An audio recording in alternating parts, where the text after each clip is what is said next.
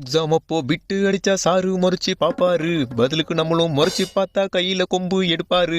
கையில பேனா எக்ஸாம் வானா பேப்பர்ல ஒன்னும் இல்லீங்க, பக்கத்துல ஃப்ரெண்டு காட்டினா எல்லாம் படிக்காத தண்டம் பாஸ் ஆவான். சொல்வோங்க கலரோ கருப்போ காதல் வந்தா ரெண்டும் இங்க ஒண்ணுங்க, சித்தரிக்கும் ஆண்களிலும் நல்லவங்க உண்டுங்க.